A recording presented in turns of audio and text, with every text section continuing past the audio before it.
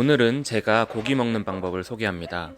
저는 단백질 보충을 위해 최소 1일 1고기를 하는 타입입니다.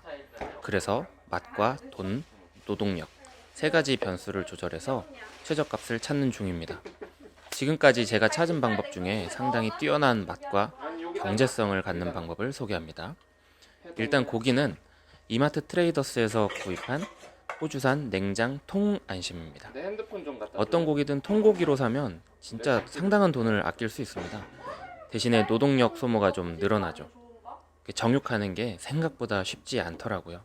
고기를 자르는 동안 손에 미끌미끌하게 묻는 그 핏물들이랑 냄새, 그때 신경 써야 될 위생 이런 것들 때문에 노동력이 상당히 많이 들어갑니다. 그래도 돈을 상당히 많이 아낄 수 있습니다.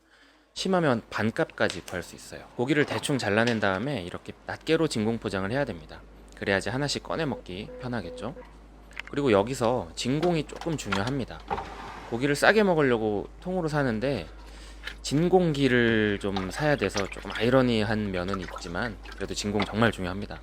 그래야지 오래 보관할 수 있어요. 그리고 냉장고에 넣어두면 온도 편차가 좀 심하니까 이렇게 물속에 담궈 놓습니다. 물 온도는 대충 한 1.8도 정도 됩니다. 마이너스 1도에서 0도 정도가 가장 좋다고는 하는데 가정용 냉장고로 그렇게 하면은 그 안쪽에 넣어놓은 김치 같은 게 다 얼어버려요. 정말 비추합니다. 냉장고를 1도로 맞춰 놓으니까 물 온도가 1.8도 정도로 유지가 됩니다. 그리고 제가 가지고 있는 조리법은 팬프라잉이랑 수비드, 오븐, 토치 이렇게 네 가지입니다. 이것들을 적절하게 조합하면 맛과 돈과 노동력의 가성비를 한껏 끌어올려줍니다. 모든 조리법은 리버스 시어링의 개념으로 조리를 할 겁니다. 저 같은 요리 초보도 실패 확률을 좀 줄여줍니다. 첫 번째로는 수비드를 한 다음에 토치로 굽는 방법, 두 번째로는 수비드를 한 다음에 팬에 굽는 방법, 세 번째는 오븐으로 속을 익히고 팬에 굽는 것, 이렇게 세 가지 방법을 추천을 드립니다. 수비드의 내용물은 고기랑 소금, 후추, 버터, 마늘, 좋아하는 건 다 넣습니다. 저는 바질을 워낙에 좋아해서 바질 이파리를 넣습니다. 타임은 아직 씨앗을 사지 못해서 못 키우고 있고, 바질은 집에서 제가 수경재배로 키우고 있는데 지금 엄청나게 불어나서 넘쳐나는 중입니다. 그래서 바질을 넣습니다. 바질은 뜨거우면 향이 많이 없어져서 고기 구울 때 좋은 향신료는 아니라고 하는데 저는 바질밖에 없어서 넣습니다. 아무튼 이렇게 수비드를 끝낸 고기를 꺼냅니다. 57도에서 1시간 돌렸습니다. 꺼낼 때부터 너무 좋은 냄새가 막 풀풀 올라와요. 왜냐면은 내가 이 안에 버터도 넣고, 버터만 넣어도 이렇게 고소한 우유 냄새가 살살 올라오거든요. 고기에도 그 버터 냄새가 싹 팹니다. 그리고는 이제 겉면에 수분을 살살살 눌러가면서 닦아줘야 돼요. 수분은 마이야르의 적이라고 하니까 잘 닦아줍니다. 그걸로도 부족했는지 드라이기를 그렇게 들이대는 모습이네요. 별짓을 다 하죠. 노동력이 너무 많이 들어갈 것 같다는 생각에 포기하고 이제 토치를 준비를 합니다. 토치로 겉면만 조집니다. 네. 토치로 겉면만 마이야르라고 하기는 좀 못하게 좀 태웁니다. 저게 마이야르 반응인지 단백질이 타는 건지는 잘 모르겠어요. 약간 이렇게 머리카락 태우는 냄새가 나서 그냥 타는 것 같긴 한데 아무튼 맛있습니다. 먹으면 맛있습니다. 이것 때문에 그런가? 먹음직스럽게 익고 있죠. 뜨거워서 놓친 부분이 없도록 토치로 이렇게 조져주면서, 이러다가는 근데 쟁반이 뜨거워지고 그러다가 바닥이 녹을 것 같은 생각에 물이 가스레인지로 들고 갑니다. 토치로 뭐 할 때는 아무튼 조심해야 됩니다. 주변에 뭐 조금이라도 타는 거 있으면 바로 그냥 불이 붙기 때문에 조심조심 해야죠. 이렇게 구우면 이상한 냄새가 나요. 아무튼 막 머리카락 태우는 냄새가 나요. 다른 이제 유튜브 채널 다른 데들 보면 씨어잘 같은 거를 쓰던데 저도 한번 써보고 싶어서 검색을 했는데 비싸더라고요. 그게 좀 넓은 토치인데 막 10만 원 이래요. 제가 그런 게 어디 있겠습니까? 그냥 캠핑 갈 때 쓰는 토치, 그 중에서도 굉장히 싼 걸로 조집니다. 멍하니 이렇게 보고 있으면 재밌어요. 아무튼 토치를 안전한 곳으로 올리고 잘라서 이제 먹습니다. 맛이 엄청 없어 보이는데 엄청 있어 보이진 않는데 그래도 꼴의 안심이라고 부드럽고 맛있습니다. 고기를 자르는데 막 부서지죠. 엄청 부드러워요. 막 손으로 눌러도 부서지고, 단면을 보면 저렇게 고르게 미디움 레어 정도로 익었습니다. 그리고 모든 단면의 익힘 정도가 거의 동일합니다. 제가 아는 고기를 가장 부드럽게 먹는 방법입니다. 그렇지만 부드러운 것이랑 맛있는 것이랑은 또 얘기가 달라요. 얘는 기름이 별로 없는 부위를 수비드로 하고 기름 뭐 별로 바르지도 않고 토치로 구웠기 때문에 정말 담백한 맛만 납니다. 딱 씹었을 때 고소한 기름 맛은 거의 나지 않습니다. 몸에 좋을 것 같다. 그리고 감칠맛. 감칠맛까지는 아니고 솔직히 감칠맛 어느 정도. 특히 운동하는 사람들, 저는 운동하는 사람은 아니죠. 운동은 운동하는 사람은 아니지만 제 취향에 딱 맞는 그런 요리입니다. 시뻘건 뭔가 나오죠. 게장입니다. 인터넷에서 산 순살 양념 게장인데 정말 맛있어요. 저거 밥에 비벼 먹으면 와 정말 맛있더라고. 느끼했나 봅니다. 제 취향이라고 했는데 느끼했나 봐요. 야만스럽게 손으로 집어 먹죠. 근데 저렇게 게장을 올려서 먹으면 진짜 맛있어요. 이 담백 덩어리랑 매콤이랑 조합이 이루어지니까 정말 맛있었습니다. 자, 그 다음은 수비드를 한 다음에 팬프라잉을 합니다. 저 같은 경우에는 57도로 2시간을 합니다. 그게 경험상 제일 맛있습니다. 그리고 이 방법이 이번 영상의 맛 부문 1등을 차지했으니 가장 눈여겨봐 주시면 되겠습니다. 수비드가 완료된 고기를 꺼내서 기존이랑 다를 바 없이 수분을 잘 닦아줍니다. 수분을 닦을 때 가능하면 고기에 붙어있는 저 여드름 같은 시즈닝들을 잘 떼주는 게 좋습니다. 만약에 후추나 기타 허브들 탄맛을 즐기면 그냥 두셔도 무방합니다. 근데 저는 탄맛을 좋아하진 않는데 귀찮기 때문에 대충만 털어줬습니다. 영상 뒷부분에 이것으로 인한 악재가 나올 겁니다. 자, 신나게 물을 뿌리면서 예열을 하죠. 저게 그냥 노는 게 아니라 예열이 잘 됐나 확인하는 장면입니다. 오해하지 마시고요. 물이 구슬처럼 이렇게 굴러다니는 정도에서 조금만 더 예열을 합니다. 그리고 물이 없을 때 식용유를 부어줍니다.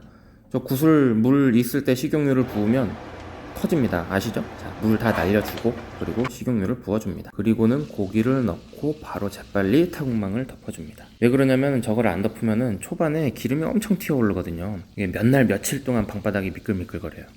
아시다시피 저는 1일 1고기를 하기 때문에 제 방바닥은 언제나 미끌미끌한데 여러분들은 그러지 않기 위해 타국망을 쓰는 습관을 들이십시오. 맛있는 소리를 내면서 먹음직스럽게 익고 있네요. 기름에 이제 시즈닝이 들어가면 저거 보세요. 몸에 안 좋을 것 같은 색을 띱니다. 기름이 점점 까매지죠. 이게 아까 얘기한 단점입니다. 근데 뭐 저는 딱히 신경 쓰지 않습니다. 왜 그러냐고요? 이게 고기를 굽고 난 직후에 우리 집 공기청정기 상태입니다. 붉은 원 안에 600이라고 써있죠. 이게 무슨 의미냐고요? 이게 빨리 대피하라는 뜻입니다. 이 샤오미 공기청정기가 측정할 수 있는 최대 범위로 공기가 쓰레기라는 뜻입니다. 이럴 때는 공기청정기 백날 돌려봐야 안 돼요. 환기를 시켜야 됩니다. 근데 뭐 지금 그게 중요한 게 아니죠. 고기가 기다립니다. 썰어서 먹습니다. 진짜 맛있습니다. 괜히 최고의 방법이 아닙니다. 제가 만약에 기술이 좋아서 더 맛있는 방법으로 굽는 방법을 알면 제가 그렇게 먹겠는데 다른 거는 물론 성공한 적도 있는데 실패 확률이 좀 있습니다. 그래서 제가 해본 방법 중에 가장 맛있게는 가장 부드럽고 감칠맛이 많게 그리고 실패 없이 할 때마다 거의 비슷한 수준의 고기를 먹을 수 있는 실패율이 낮기 때문에 손님이 오면 저는 이렇게 대접을 할 계획입니다. 손님이 안 오네요. 저희 집에 놀러 좀 와주세요. 와사비도 이렇게 콕콕 찍어 먹는데 기름기가 없다 보니까 와사비랑 잘 어울리지는 않습니다. 좀 매워요. 와사비가 기름이랑 좀 섞여야지 이렇게 고소한 맛? 그런 것만 남고 매운맛은 좀 날아가고 좀 고기가 좀 아니면 뜨겁거나 해야 되는데 그렇지 않다 보니까 너무 맵더라고요. 그래서 저렇게 톡톡톡 한 다음에 토치로 구웠어요. 여러분은 절대 저렇게 하지 마시기 바랍니다. 밑에 보시면 도마가 탔어요. 와사비는 와사비대로 그냥 맵기만 합니다. 더 먹을래? 참 실험 정신은 인생에 손해를 참 많이 줍니다. 호기심을 스스로 적당히 조절할 수 있는 참어른이 되자고요.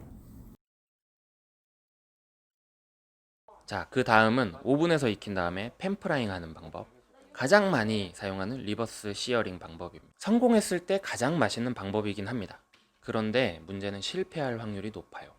왜냐면 수비드는 시간 조절 조금 잘못해도 이 성공의 스윗 스팟이 좀 넓어서 시간을 좀 잘못 맞춰도 괜찮은데 오븐은 일단은 조리 온도부터 110도거든요. 그러니까 시간을 조금 오버하면 오버쿠킹 돼버립니다. 어려워요. 고기 두께에 따라서 시간을 다르게 맞춰. 그걸 커버하려면 중간중간 열어서 온도계를 찔러 넣어야 되는데 그게 상당히 귀찮거든요. 이번 영상은 조금 두꺼운 고기 하나랑 얇은 고기 하나를 했기 때문에 반은 실패, 반은 성공 영상입니다. 물방울이 굴러다니는 것보다 조금 더 예열을 해야 설거지하기가 편해집니다.